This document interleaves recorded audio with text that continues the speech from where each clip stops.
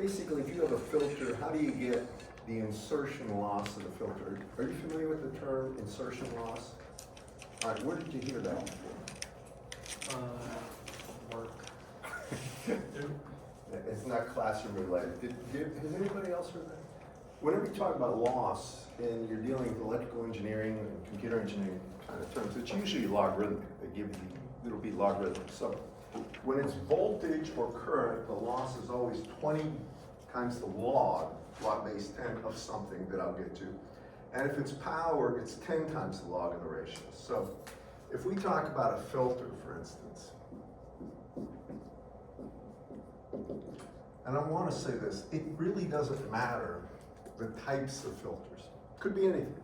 But when you talk about a filter, you're going to have an input, and then you're going to have a filter, and I'll say this filter has some H, or basically this filter is undefined as of now. So this is the filter. And then it has an output. And typically there's some kind of a resistance here, a load resistance. And this would be V out, and this would be V in. Now, the most common way to do this, and the easiest to understand, is this. If you want to figure out how to get the loss, the first thing you do is say, what if we don't have a filter? So you do this step.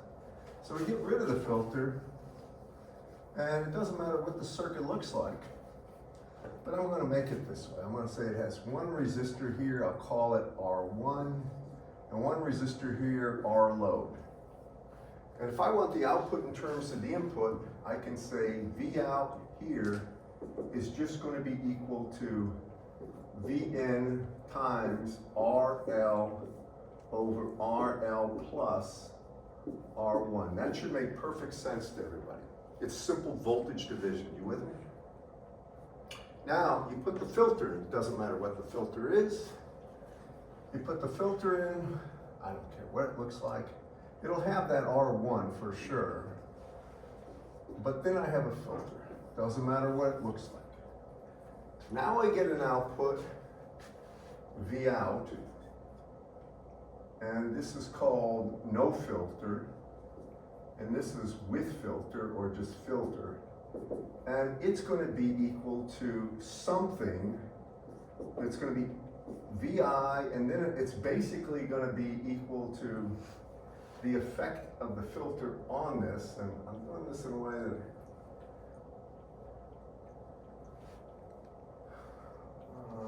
probably the best way to do it is this. It's going to be RL over RL, and here I'm just going to say, because I'm talking about the filter. Won't it just be some Z filter? Pardon? Won't it just be some Z Why don't I filter? put it in series and do it this way? That way you'll see it better. Yeah, I can do it that way. I can just put this Z filter, but it could be in parallel, could be in series. It's the effects of the filter. We have to get V out with the filter. So in this case, it would be RL plus R1 plus the Z filter. But really, what it amounts to is, if you have the output voltage with the filter in line, that's what we call R filter, or V out filter, and then without the filter. First, without the filter is just V out, no filter. With the filter is V out filter. It doesn't matter how you distinguish this. So it's called the insertion loss because we inserted something into the line.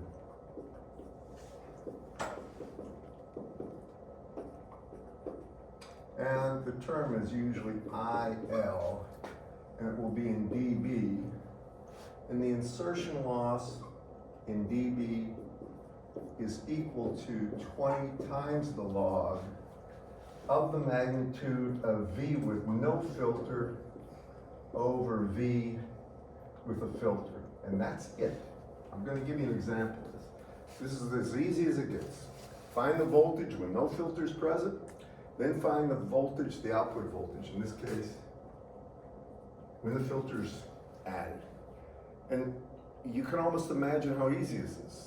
you're basically doing voltage division twice of the existing circuit. So we're going to do an example. Does everybody follow me on this? If it was power, it would be 20 times the log of that, but you don't need power if you have voltage ready. So I'm going to do an example to showcase this, and it shouldn't be hard for you to understand this at all. I think I need to use a different marker. This one is kind of smeared.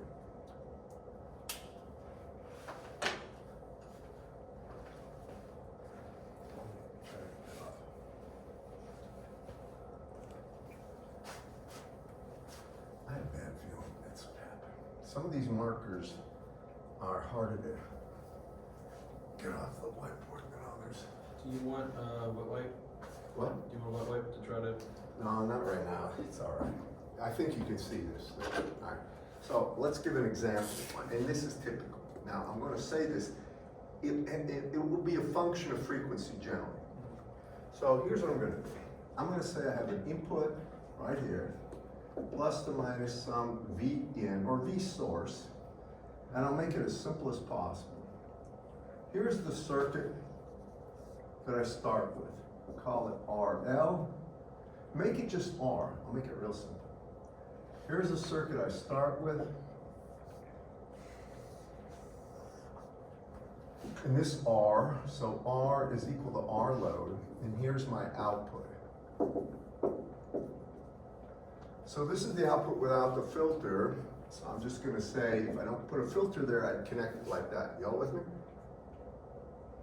So what's the V out for this? No filter, so V out with no filter would be simply Vs, and it's going to be times RL over 2RL. That's R, so it's really just times 1/2. Y'all agree with that? It's as obvious as it seems, right? It's just half the input voltage of both RL and R are the same value. Everybody with me? So now my filter, it could be anything, but the filter I'm going to add is just going to be a series inductor. And this inductor would have an impedance of J omega L. Do you all agree with that? So now what's the output with the filter? Well, it's still Vs, right? Now it's going to be RL, or R, just call it R, over 2R, right? Plus J omega L. Does everybody agree with that? It's a ratio of output resistance to total impedance, correct, in the circuit? That's it. Now, what you need to do is think about this. That's a magnitude. You have to always deal with magnitude here. So if it's magnitude, then I can say that V out with the filter is equal to simply Vs times R, but it would be over the square root of, in this case, it would be 4R squared, right? And plus omega L squared. Doing nothing more than getting a magnitude. You all follow me, class? Now I can do something, you don't have to do it this way, it's probably easier to see it though. I'm going to pull out a factor down here, so I'm going to get Vs times R, and then on the bottom what I'll do is pull out a value of 2R square root, and now I have 1 plus, and this is going to be omega L over 2R squared. I'm going to get out of your way. Do you all follow me what I'm doing here? What I've done is I factored out 2R. This is 4R squared under the square root. Factored out, you get 2R outside of it. And I divide everything by 4R squared, and I get this. Do you all see it? Right? All right, so the insertion loss based on that formula for this circuit would be equal to this, and I have a comment here. It's going to be 20 times the log of the magnitude. First we take Vs times 1/2. Then we divide it by that. And this is Vs times R, and it's divided by that. So you can see that back on top, what we end up getting is going to be 2R, and then it's going to be square root of 1 plus omega L over 2R squared. And I almost need to take that out of there so you can see it better. Does everybody see this, class? This isn't hard at all. It's just going through the motions. Correct, everyone? I'll give you a minute to get it down. Okay? Now simplify it. I hope you can see what I see. The 2's cancel right off the bat, and the R's cancel. And Vs cancels. So all that cancels. With me? Now, what is typically done is plotting that log on a logarithmic F scale and just in dB on the Y. So you would get this for a filter. This thing is not dead.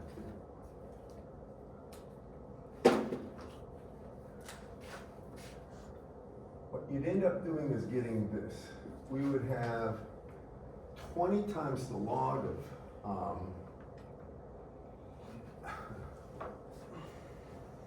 this right there. So it's 20 times the log of the magnitude, and it's going to be a square root, and I'll show you something. 1 plus omega L over 2R squared on that axis, and we plot on this axis, it'll be a logarithmic log of f on this axis.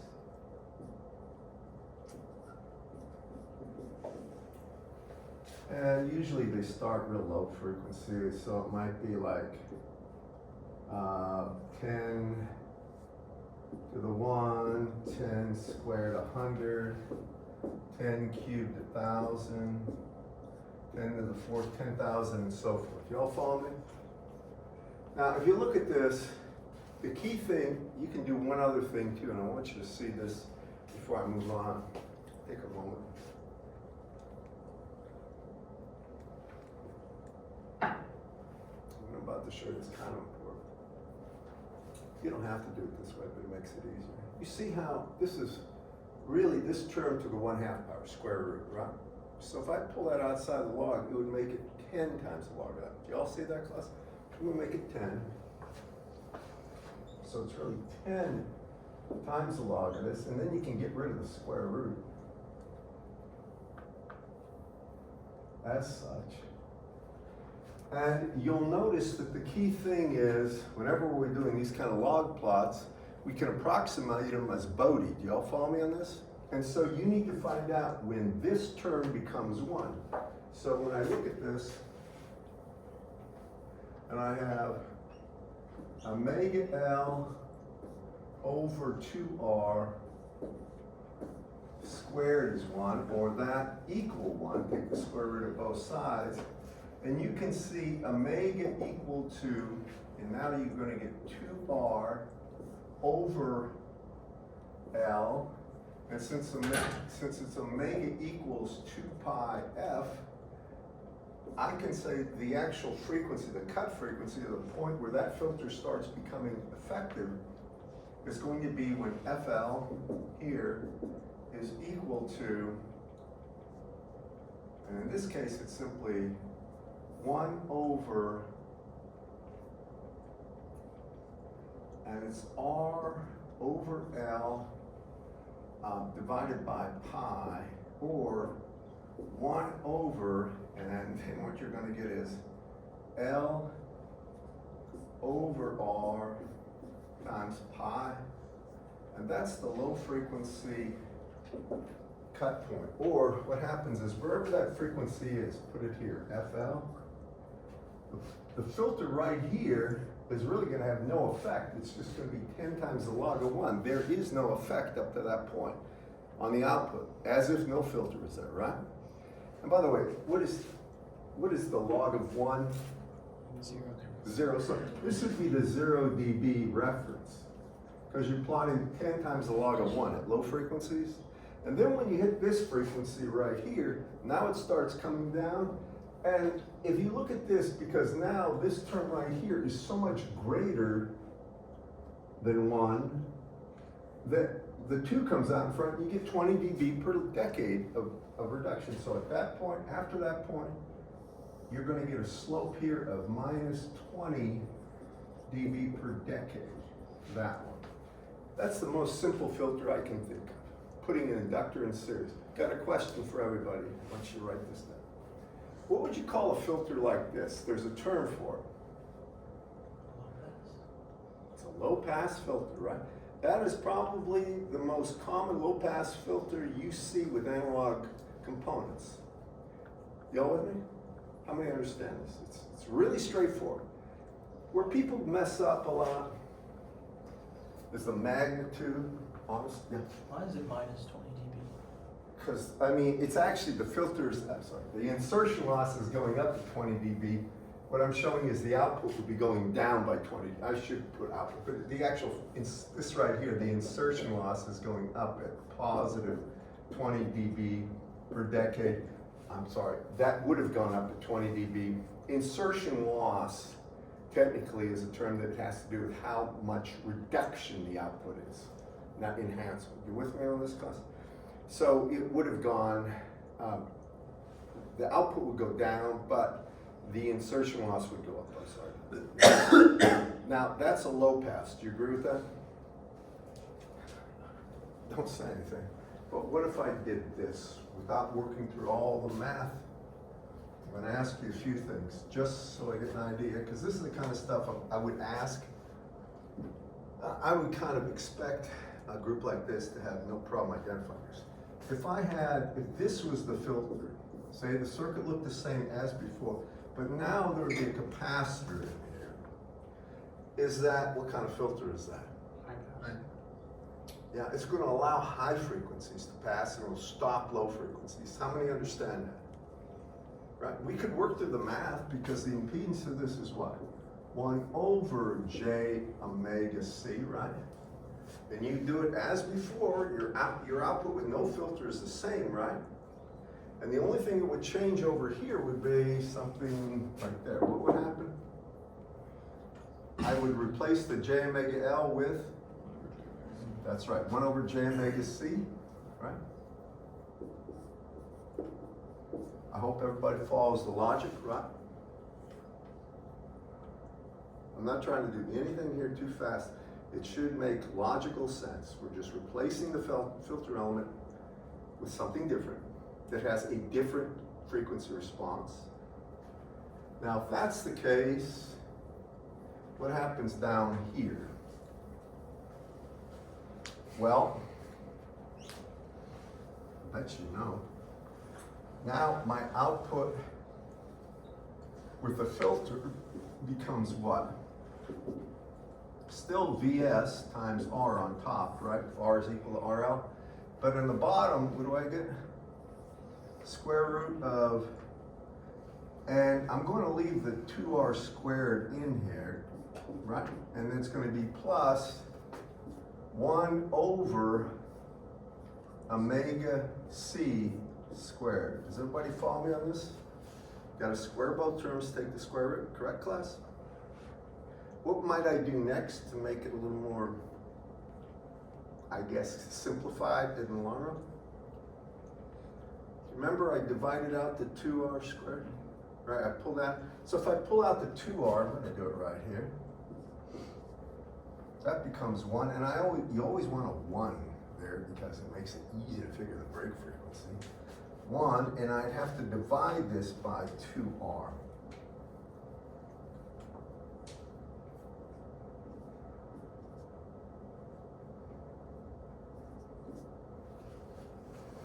Everybody agree with that? Correct, class? Now you can fuss with this a lot. If you can multiply top and bottom, if you want, by omega, and pull the omega in here, you're gonna get omega squared and then get rid of that one. You can do whatever you want with this one. I'm just telling you, it doesn't matter how you want to manipulate that. But if you take this, and I hope everybody can see this, first the R goes away here, right? Everybody with me? Now, one thing that's different about this one, what does this become right there when omega goes to 0? Well, what is 1 over 0? Infinity. Infinity divided into anything is 0, right? So at absolute 0, if we look at the insertion loss, it's going through the roof. Do you all agree with this class? Basically, it's into infinity in magnitude. So when you went down, when you would do this, the no filter is still going to be 1/2. I'm going to put it right here. Get rid of this thing. Let's see what we get. So we're going to get the insertion loss in dB would be equal to 20 times the log here of the magnitude of 1/2, and this would be Vn over, and then that one, I should say V. I have V in there, I'll call it Vs, it doesn't matter, as long as you know it's the input. Then it would be divided by here, 1/2 Vs, but it's divided by, so that would come up here, square root of 1 minus 1 over 2 R times C omega squared. Hope you follow me. It's almost identical to what I did before, except for one thing. This is not a function of omega squared, but 1 over omega squared. Y'all with me? All right.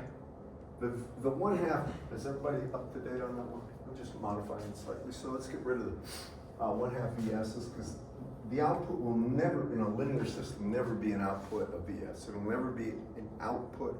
It will never depend on the magnitude of the input signal, just a ratio of what happens with and without the filter. So, and that will not be a function for linear systems of the value of VS. Now, when I have that, how would that look if I was plotting it?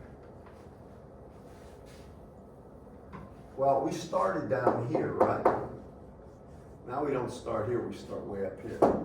You'll notice at very high frequencies, when omega is going to infinity, this is 20 times log of 1, so it's coming in at 0 dB, right?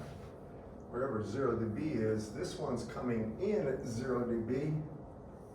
And where does it all of a sudden start going up? What do we have to do? We would equate 1 over 2 RC omega squared equal to 1, right? You all agree with that? And you can, it doesn't matter what, you take the square root of both sides. 1 is still 1 if you take the square root. And then you find that omega is equal to 1 over 2 RC. And when I divide that by 2 pi, I find the F, and this would be the F, I don't care, I call it a break frequency a lot of times, would be equal to 1 over, and now I have to divide that by 2 pi, so I get 4 pi R times C. You agree with that? With me on that?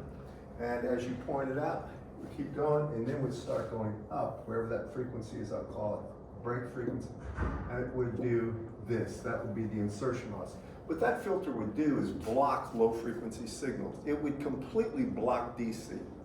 No DC signal would be felt on the output. So that would be and you said it, high pass.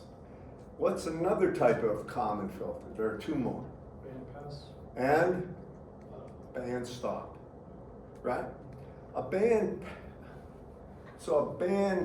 pass filter is something where there's a frequency range that passes and blocks everything else, right? And a band stop filter would be something that would prevent a band of frequencies. So anybody want to guess what the filters look like? Bandpass is capacitor and inductor in series, and bandstop is in parallel.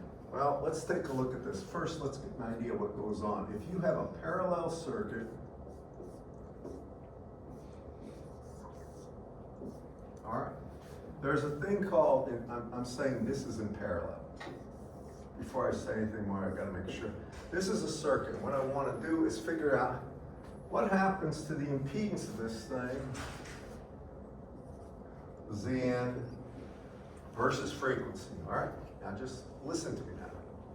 What would the impedance, think about this, the impedance of this is what? It's 1 over J omega C, and the impedance of this is J omega L. Do y'all agree with that? I want you to just think, always you go to the extremes whenever you think about filters. These two are in parallel, not series. So go to the extremes. At omega equals 0, what's the impedance of a capacitor? It's infinite. What's the impedance of an inductor? 0. 0 in parallel with infinity is 0. Do you all agree with that?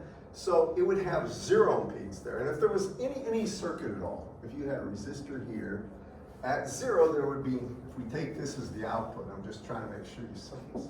If this is the output and we have a little bit of resistance here, well, at 0 it's 0 output. Y'all with me?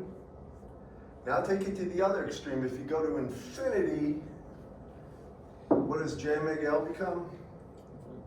Infinite, right? But what does this become?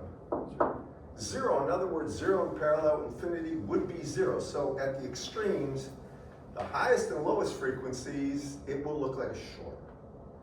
But at resonance, this impedance is exactly equal to in magnitude an opposite side of this, and it would look like an open circuit. Do y'all follow me on that, class? So this impedance, if you plotted it just linearly versus frequency, and this would be the magnitude of Z of this, it's a parallel, L parallel C circuit, it would do this. Zoom, go to infinity, and then come back down, right? That would be a band pass filter. It's passing a certain band. Or I should say it's developing a voltage on the output over a narrow band. We can get that band within a second, but I just want you to see this. Do y'all follow me on this, class? How many have seen this before? Did you get that in circuits or your labs? Band pass, band stop filters, low pass, high pass. You had to get low pass, high pass. Radio lab, yeah. Radio lab? All right, now I'm assuming, again, the output's taken in parallel, all right? Now think about this. If this was the series element, now what happens? Now everything would pass but that, then it would become a band stop. Y'all follow me, class? If it was in series, not parallel. Now I'm not gonna make this too complicated, but here's what really happens a lot. So I have these two elements, and then I may have a resistor here. Now at resonance, this, cancel that, it will just be R, whatever it is, call it RL. All right. But as you get further and further from that, it becomes a short circuit on either direction, up in frequency or down. Now that is something that would be a band pass, and the bandwidth would have to do with RL, and there's something called the Q factor. Do you remember Q factor from circuits? Do you remember how they had something and they talked about either overdamped, underdamped, or did you get that, or critically damped? You did in circuits? Is that what circuits and radio. Okay, so that has to do with this value. And critically damped is where you get, basically it comes up if you had a transient. If you just put a transient through there and short it out, charge up the capacitor and short it, it would go up to a peak value, it would have cut under there one time, then asymptotically go to a constant value. If it's underdamped, basically a discharge of an RLC circuit that's underdamped, it goes up to a value of current, if you're just plotting current in series. Then it would come down, but it never cross the axis and go in the opposite direction, just asymptotically go to a constant value.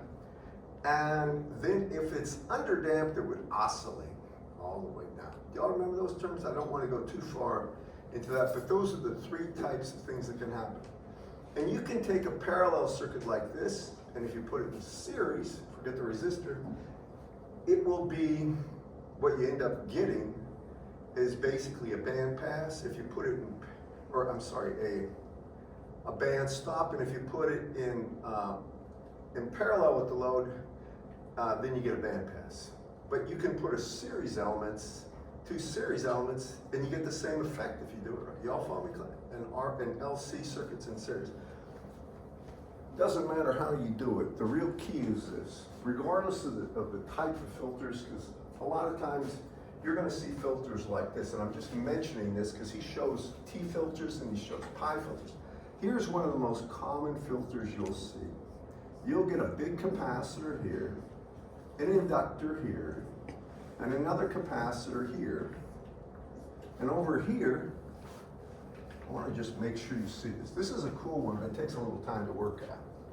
Over here, they're going to have something that's the output of a full wave rectifier. So they're going to have basically a voltage. I can just draw it. I don't have to draw the whole full wave rectifier. I'm going to call this VS. And what this looks like, my VS here, is this. Where there's some V max here. Do you remember seeing this? That's the output of a full wave rectifier. If you want me to draw one, I will. But y'all know what I'm talking about, full wave rectifier? It's just 4 diodes, right? They take a circuit where you get a full wave and they just tap it so that the only output voltages that will conduct current will be on the positive cycle. Y'all remember?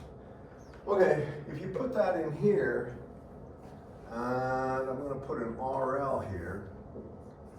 Here's what really goes on, and typically there has to be some source resistance here. Now what happens is this is going to start developing a voltage. And as this thing goes to 0, it will start, as it accumulates charge, it will have some voltage on there, an average value that's greater than 0 by a substantial amount. And this thing will start discharging. This inductor slows the rate of discharge.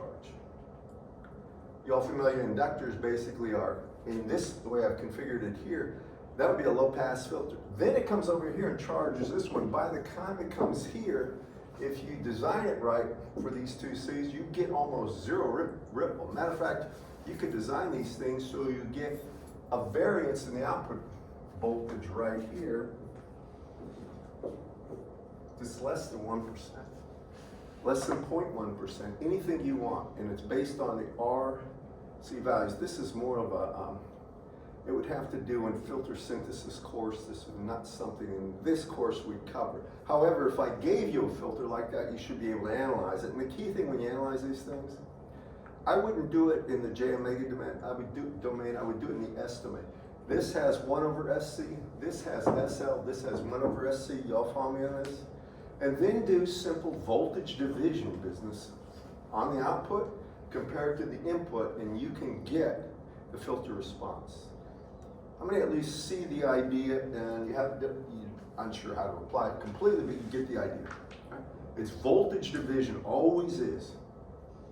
And you can get the output. And it's kind of cool to see this, but did you have to build full wave rectifiers? In what course? Embedded lab. How many have had that? Good. That's fantastic. I didn't know that. That's very good, because that's the thing that shows you how, I mean, I don't know if they went to the theory a great deal, but that's what's really needed is a full wave bridge, and then this, it's called a pi filter. Why do you think it's called a pi filter? This looks like pi. There's another filter, and I bet you some of you know it. It's called the T filter. It's in this book. It's identical in terms of what it does, but there's a slight difference. And Whitmer talks about the impedance of these things. And, what he says is true, but so this is a pi filter. C, inductor, C. Here's input, here's output. L, C1, C2. By the way, one thing about this you can see, if you put a DC source here, you see how it would have, basically this inductor looks like a short circuit to DC. These two are open. So if you got a DC voltage here, it basically gets right over across the output regardless of what the load is. If this is RL, and this is a DC voltage here, I'll just call it V source. If that's DC, that whole output goes there, right? But if you look at this, the higher the frequency, the less, and this is the output voltage right here.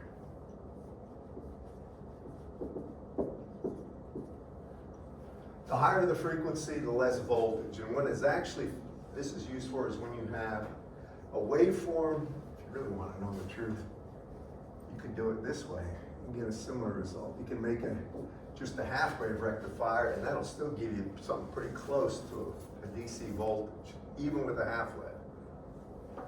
Just for the record, for full wave rectifiers, I don't know if you remember this completely. I've never asked this on a test, but if this is an AC source and it comes down, what you don't normally do is you're going to have diodes going this way to one point, and then blocking, or basically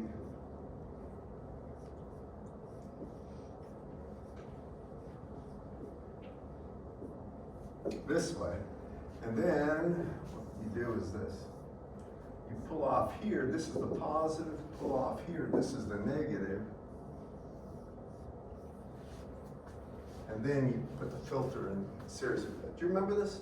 If you look at this, the only thing that can conduct to there is this is positive and this is negative. The route is coming through here. And if you look at this, maybe I should have, doesn't matter. This will always be positive, this will always be negative. It would flow like this if you put a resistor here. When this is positive and this is negative, all the current comes down here, goes through here, can't go this way, goes through here, comes here, and then returns here to the negative terminal. When the thing flips and this is negative and this is positive, when this is positive, comes here again, same terminal, goes down here, you're gonna get plus, comes there, and it returns that way. But it will give you an actual, the only positive portion of the output will come out of there. I've got the positive on the ground there, but y'all with me on this class? Then you would put a pi filter there. That's all it is. Okay, the other one is called a T filter. Have you heard of T filters? Did you do that? Have you seen these pi filters for the thing? Did you? Or not? Colin, you'd have it? How many have seen pi filters before used? No? They're used all the time. This is the most common filter used with a full wave bridge because it absolutely passes DC going through only one inductor. Now, there's always one problem they don't mention, I don't think he does it in the text. When you have these type of filters, right, there are going to be frequencies where you're going to get resonance. If this inductor has, let's say, an impedance of J omega L, if it's equal to an opposite magnitude, the parallel combination of these two at a certain frequency, then what you end up getting is almost an infinite voltage across these unless this load resistor is there, and that will break it down. Does that make sense to everybody? Because the current will go to infinity typically, or could get very large. And the way you prevent that is making sure you don't have these things with no load. If you don't have a load on here, it can give some really weird effects. So they probably have a safety kind of resistor put in here just to prevent that kind of a problem. That happens with something called the line impedance stabilization network that you don't know about, but it's used for EMC measurements. And they always make sure you can't blow the thing up. Because if there's one thing students are good at, or actually everybody's good at it, if it says do not operate without a load connected, a lot of people just plug it in first and then add the load. And in doing so, nothing works. Okay, the T filter I'm just going to mention because it is used too. A T filter looks like this. It's still a low pass filter. They're going to have one inductor here, another capacitor, but then they'll have another inductor, L2, here. They'll have a load here. Here's your output value of voltage. And here's in. There's a resistor here though.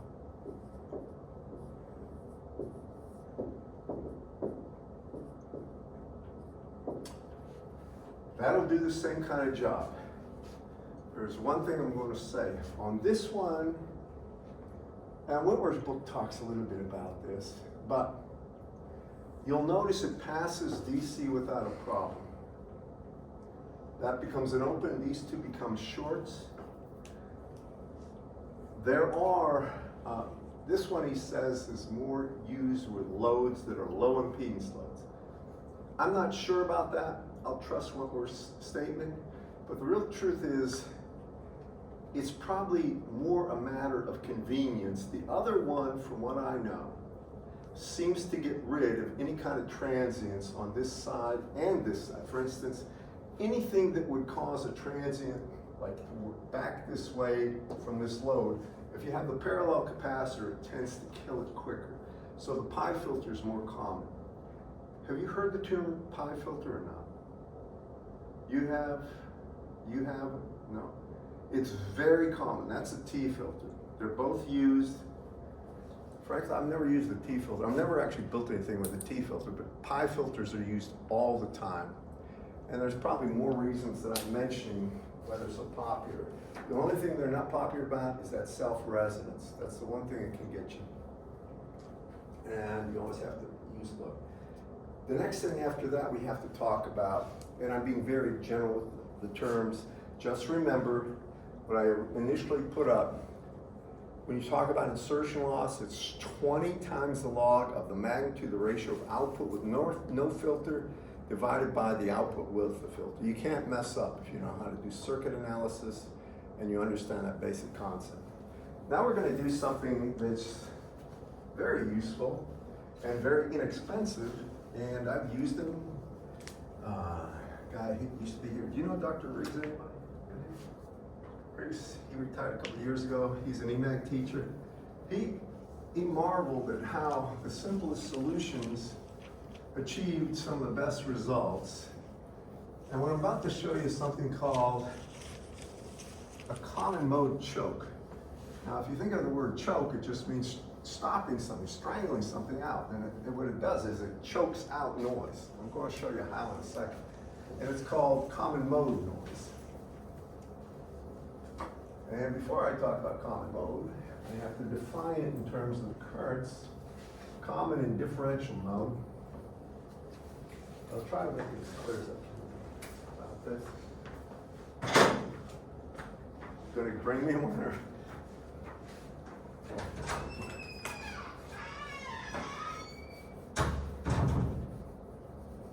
I left my phone upstairs and I did it, not intentionally, but I'm glad I did it because for some reason, people like calling me when this class is on. I don't know. I think it's doctor's offices, dentist's office, typically all these nuisance calls you get about advertising. It always seems to be between 12 and 3. I don't know if you've noticed this, but this is when I get 90, or right after dinner, 6:15, stuff like that. I'll get killed with these calls.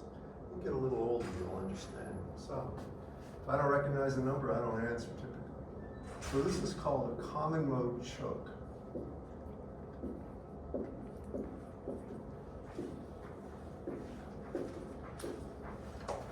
And here's all it is. Think, and we build these upstairs. You all saw the anechoic, right? In that anechoic chamber, there's an area with all these little shelves and stuff. They have round little donuts that are small, about that big, that are made of a very high permeability magnetic material. And they look like this. And this core has a fairly large mu value. So mu relative on these is much, much greater than 1. It's a transformer. It's basically what it is. Here's what they do. They're going to say, we want to do something so we prevent common mode but allow differential mode. I'll define common and differential in a second. Here's what they look like. Just a coil. So you wrap it, and then you have to have the same number of wrappings this way. And you'll notice the way I'm doing this where the windings are going a certain direction. So if I put a current I in this one,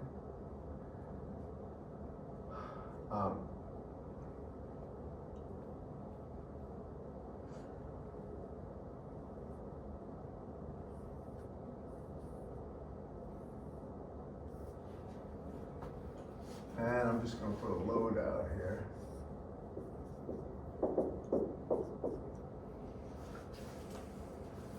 And if you look at this, call it I1, and this I2. And now, before I go any further in that, I'm going to show you what I mean by common mode in differential. If you have two currents, one is called I1, and another is called I2, both, I'm assuming, in this direction. Common mode is when I1 is equal to I2. So if I said this would be common mode.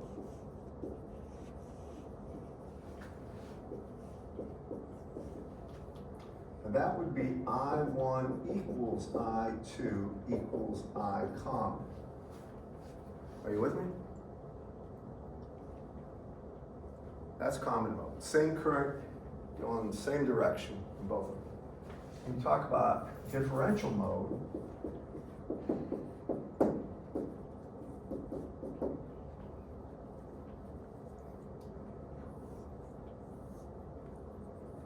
you have I1 equal to minus I2 equal to I differential. Let me talk a little bit more about this. The real way to say this is I differential would have a current I differential this way, I differential this way. For common mode, you would have I common this way, I common that way. Y'all follow me on this, class? The reason that, you have to break it up. We want differential modes. We'd like the signal, both the voltage and current, to pass unaffected. That's the common way of every signaling line. Think about, for instance, your basic transmission line.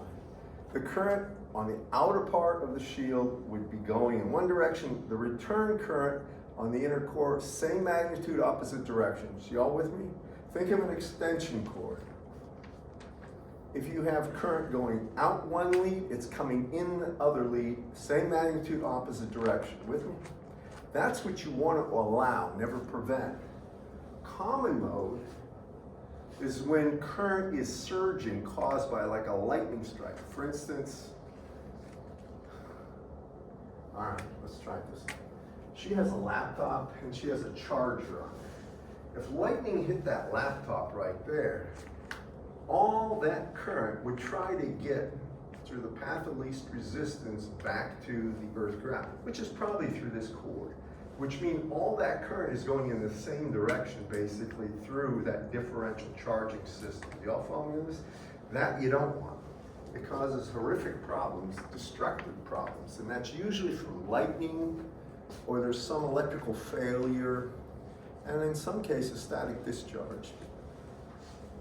You don't realize this, but you know, the gates on MOSFETs and stuff, if you're in an area that's real dry and you get a lot of charge on you for some reason, you're brushing your hair or something, and you touch a gate, it can literally break through it because they're so thin. Have you ever been told this in any of your fab? You had fabrication, didn't you? No, that's an elective, senior level elective. Okay, well, you'll be surprised how little voltage it takes to punch through the gate of a CMOS device. You know, CMOS basically you have an insulated gate. You have a grown oxide, silicon dioxide. You don't know what CMOS is, right? Complement. And then you have a metal contact point. Well, that thing is so thin, something of the order of microns, you can easily break through it. Do you remember what the breakdown voltage is in there? Or breakdown, the electric field is in there? Say again? If you mean like when it arcs 3 million volts, I believe. 3 million volts per meter here, right? So what would that be in a micron? 3 volts per meter, right? Actually, make it about 30 to 300 volts per meter. Very easily obtained just by charging yourself up. I mean, it's very easy to get 10, 20, 100 volts of charge, even though the amount of current that will come out of that is about nothing. Have you ever been told, have you ever seen the balloon thing where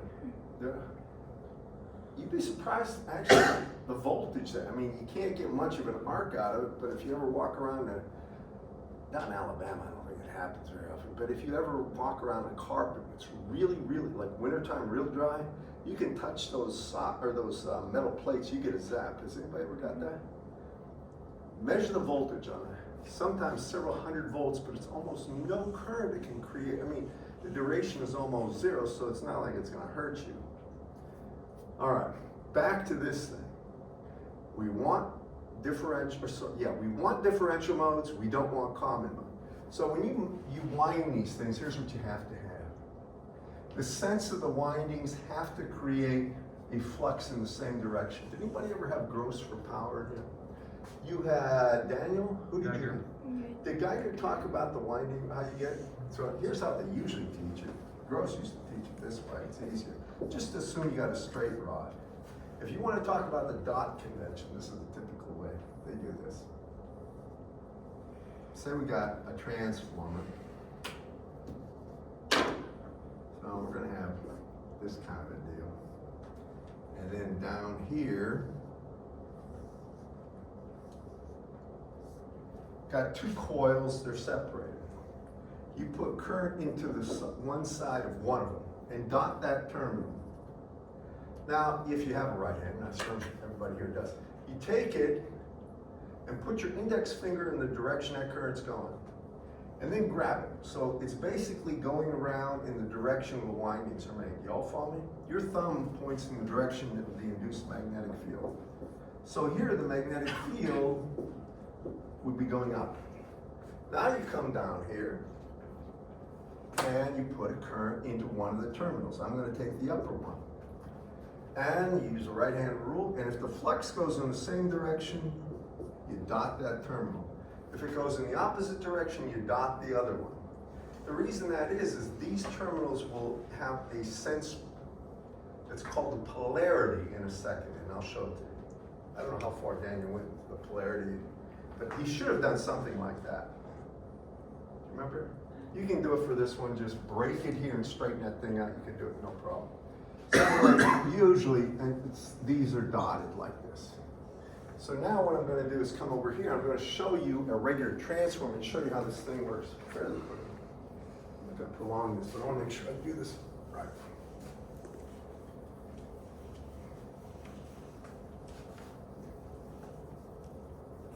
So here's the deal. If we take that and turn it into an actual transform, it looks like this.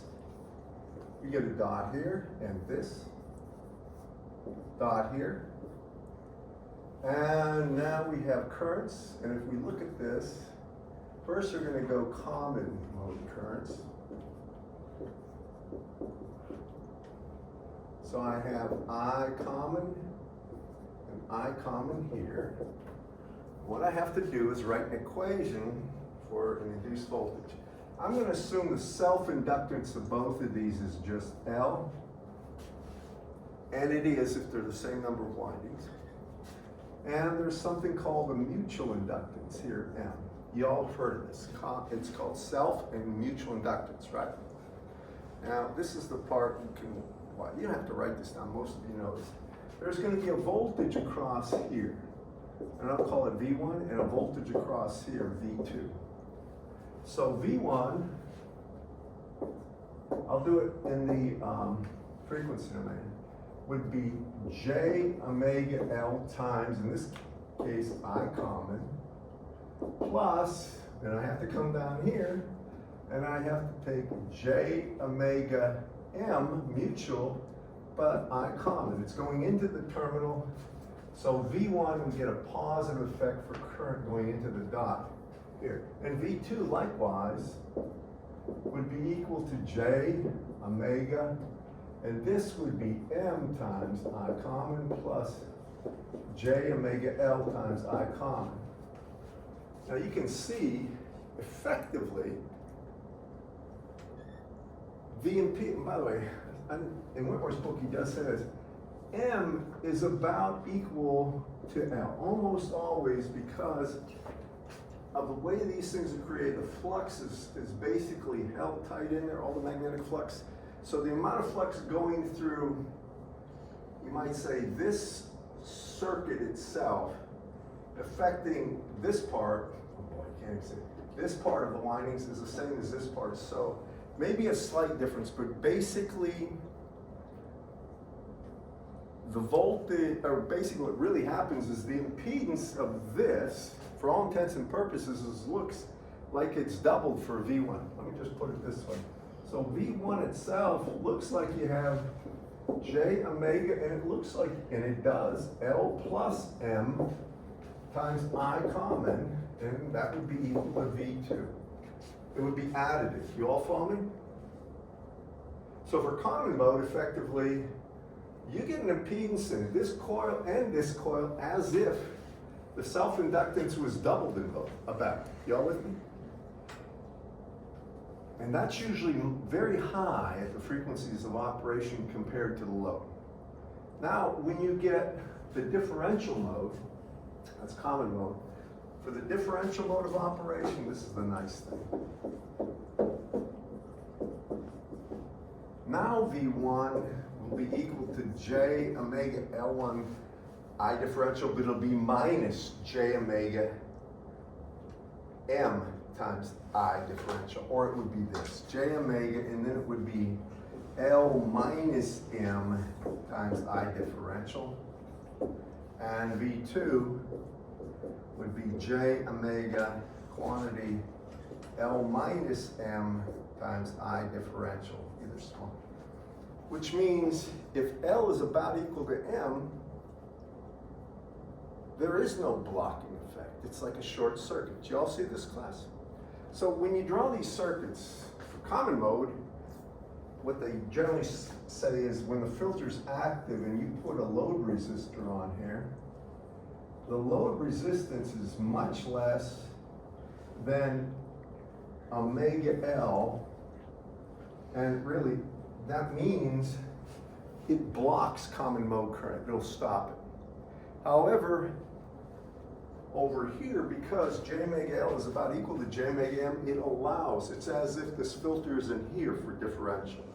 Now in his book he shows you this, and I gotta tell you, this is not hard to see. What you have to do is a few problems to really get an appreciation for it. I'll just tell you what problems. I'm gonna assign some, don't worry, I'll put them up. And I'm gonna tell you, it's not hard to see at all.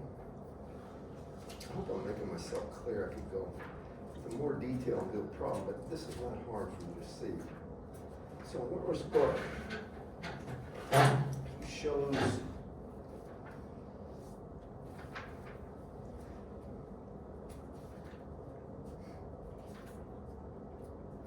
by the way, the T filters are in, pi filters are on page 535. These are ferrite chokes. They're really called common mode chokes, but this is on page 538. And he just draws it. He shows you that how you can replace. For common mode, they're basically both of those top and bottom inductors would be set equal to 2L. For differential modes, there's a little more to that, and I'll give you some problems.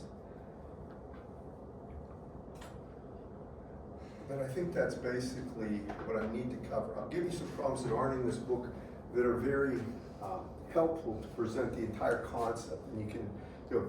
Now, I don't ask tricky questions on this, but I will ask a question on it. So even though it's a Monday class, I'm telling you, Friday you'll probably see something related to this, and I'll be very clear on Wednesday. Next, it's not raining out there right now. So as of right now, we're not supposed to have rain today, it's supposed to rain tomorrow. Oh, yeah? Once again, it's the south in the summer, so it's gonna be, because I said that, it's not gonna be pouring when we step out. You're probably right. Yesterday, it didn't rain either. However, I'm not really, wait a second. What app are you looking at? Weatherbug, Huh? Weatherbug, Okay. everything's gone east of us so far. So go check AccuWeather. I'll bet a lot of money it's different. Probably gives like a 61% chance of rain. Has anybody ever done this? You look at the different forecasts. I look at WeatherBug, AccuWeather, weather.com, and in Alabama down here, a lot of them are quite different. And then there's something that they pay for called periweather. That's what the university uses when they cancel an event or something like swimming if the lightning's within, I think it's 8 miles. What? So, Weatherbug says there's a 5% chance of rain. The Apple app says there's like a 0% chance of rain. AccuWeather says there's a 51% chance of rain at 3 p.m. And what you don't know is the models have to do with regional size. Since you're not paying for the, like State Farm Insurance uses the paid version of AccuWeather, it's very localized. They'll give you specific forecasts in every region.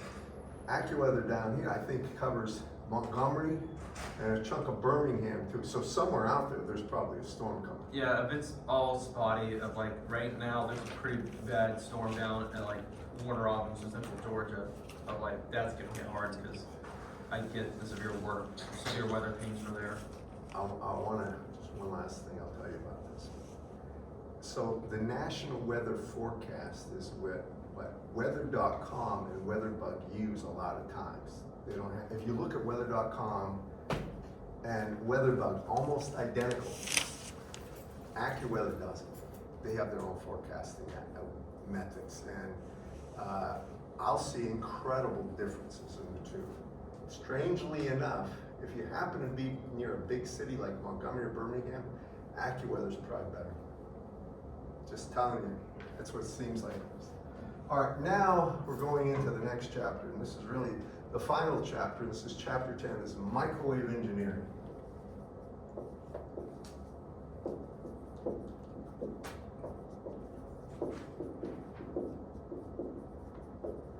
So what I really should ask you is, when you hear microwave, what do you think of?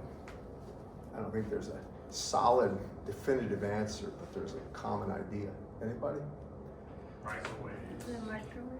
So is microwave, but frequency. Low frequency. Huh? It's low frequency.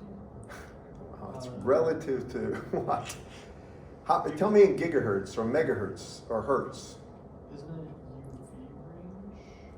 UV range? UV. No, it's the other way. ultraviolet. That's light. No, ultraviolet's above visible range. No, Microwave's ultraviolet. below. We're talking. Yeah. That's above visible. No. Yeah, we're below visible here. Doesn't it go like radio, microwave? Microwave is gigahertz typically. That's typically what they mean when they say the microwave band. Gigahertz. Radar. That's what they mean. It's a long story, but it had to do how they can generate them. In World War II, our radars need a very stable generator. And that's where they started playing around with all sorts of stuff. And they came up with a magnetron. Have you ever heard that? What's a magnetron in your own words, if you know it? You know, resonant cavities are something that have become critical for developing a certain frequency, right? If you want a given frequency, an inductor in parallel with a capacitor, you can use that, and you can just take something, basically you can take a DC battery and short it across there, and it will energize this circuit, and it'll start ringing down at a rate that has to do with the resonant frequency. All familiar? Just think of parallel two things here. Have a little load resistor. Every time you charge it and let go, it'll start ringing down the resonant frequency. Are you with me? Well, an ignitron, or better yet, forget ignitron. A magnetron is this. And I'm just telling you this to give you an idea of what these things look like. Basically, there's going to be a steel cavity that looks like a cylinder, a certain thickness on this. And what they do, instead of actually having a voltage that shorts it, they inject an electron beam in here. Pulse this electron beam. It comes in here, and what actually happens is it generates electromagnetic wave energy that has a resonant frequency determined by these cutout cavities. Are you with me? So it's a resonant, but the thing is a very high frequency, and it's very stable. It doesn't vary much with temperature or thing like that. Now, if you got that, you got to get it out of there. And the neat thing is with this, I can't do this right. They're going to come to the low part of these caverns, and then the high part, and they're going to pull that out there, and they'll get a very stable local frequency that can generate a huge amount of power. All right, has to do with the electron beam coming in, the amount of power in that. But you should look this up. Magnetrons, an incredible invention in World War II. Before they couldn't do that, they didn't know how to do it. For very high frequencies, very stable. Anyway, that's how you generate them back in the day. Now you can do it a couple different ways with some of the silicon or solid state devices. We can generate them too. A stable local oscillator. So you have that. Now we need to conduct that down the line. Now when you have a standard coax cable, you know, coax cable looks like this, and the outer part's just like a woven aluminum, and then the inner part's solid steel, right? Well, when you put voltages on this thing or current, the currents flow this way and then back this way. But really, electromagnetic fields developed in this direction. Basically, you have an E field from here out to the shield, out to the outer part. And that electromagnetic field is propagating. It's like a plane wave that's going down here. But as frequency gets higher and higher, all of a sudden the loss on these things goes up, up, up, up, up, to a point where they're not even worth using for any length. And that's in a microwave domain. So when you get around a gigahertz, these things are really not worth much for a couple hundred feet. I mean, it's hard to do anything with them. So they use microwave. So what is microwave? Remember waveguides and all that stuff? Well, there's more to this. There's a lot. But a waveguide is what? Something that causes energy to be contained within conducting surfaces, right? Well, when we do microwave engineering, there's a lot of different tricks, but we can actually confine the wave. Now that's a cylinder waveguide. They're not very good. Or, a cylindrical, not waveguide, transmission line. What we do is we have these things called Duroid board. I'm trying to give you an overview without going on and on about this. Have you ever heard of Duroid board or FR4 board or anything like this? These are things they call laminates. The only thing they are is this. You have a piece of material that has copper on one side, copper on the other, like such, and they have a dielectric. All right, and this would be the thickness, I'll call it T, the thickness of this. All right, so like back in the day when you were taught how to do, remember how they did you have anything with photoresist where you delineate a pattern? How many, have you had this or not? The way they make a transistor, VLSI transistor, here's what they do. They basically create the surface of that thing with something that's called a photoresist. They let it harden. It's just like with camera film. Then they have some way of developing a picture on that thing. And typically anything that is exposed to electrons or light, so they have to put a mask on it, and anything that's not masked will be developed by the light exposure. That's, you know how film works, basically. All right. Then what happens is after that, they rinse off the photoresist is something that once it's developed, you can take it and dip it in a solution and it will remove the photoresist areas that are developed, but everything else sticks. Then what they do is take something called a dopant, and this is basically like boron or phosphorus. In an environment, I don't have to get into this too far, but you can do it with these ovens that they have with boron diffusion and stuff like this, but it will diffuse into the areas that are developed. And then they do the same process again, and they put a different dopant, like P, into it. And then you get an NPN or a PNP transistor.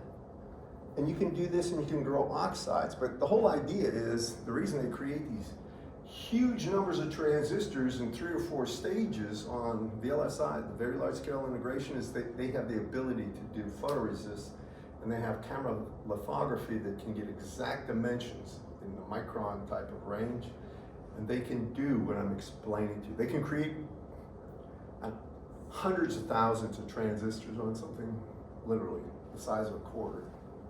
It's unbelievable what they can do. All right, anyway, the idea behind that is they use photolithography to get rid of the unwanted copper or whatever, get rid of things. They do the same here. So this is what it looks. You got 2 copper boards, but we only want copper lines in a certain place on the top board. So if we looked at the top board, here's the board, and what they'll do, they'll etch off everything except maybe contact points like this, here. So they'll have areas, and they'll always have, this would be on the top part of the board. The bottom part of the board is never etched. It's just a ground plane. Y'all with me on this? So from the side, it looks like this. After everything is said and done, you're gonna have something like this. And up here, you're gonna have basically lines that go to, who knows, some kind of a transistor here. And the return path is right below there. So basically, you're gonna have lines that have a certain width and a certain length. Oh boy, I'm gonna have to draw this. I'll give you some reading and show you some. Basically, you're gonna get conducting lines on top, connecting different components. And beneath there, there's gonna be a conducting ground plane that'll be return path. And these are gonna be very small dimensions, but at microwave frequencies and stuff like this, they're gonna be of the order of wavelengths. So they are become either transmission lines or waveguides, depending on how it's done. That's where we're going. All right, I'm done. I didn't mean to take that much time, and I'm sorry I didn't have more. I could put up some PowerPoints, but I really think it wouldn't really add to this.